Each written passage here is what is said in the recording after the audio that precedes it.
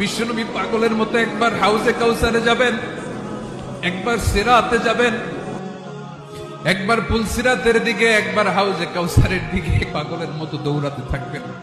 তার কোন গুনাহগার উম্মত যাতে জাহান্নামে ঢুকে না যায়, সেদিন কেউ সুপারিশ করতে পারবে না বিশ্বনবী ছাড়া।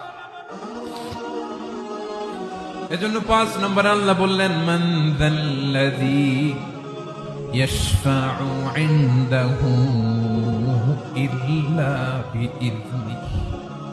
কারো ক্ষমতা নাই। বিশ্বনবী সেদিন সিজদায় পড়ে উম্মতের জন্য কাঁদবেন, সবাই কাঁদবে, নফসি নফসি, আল্লাহ আমারে বাঁচাও, আল্লাহ আমারে বাঁচাও। বিশ্বনবী বলবেন, উম্মতি উম্মতি।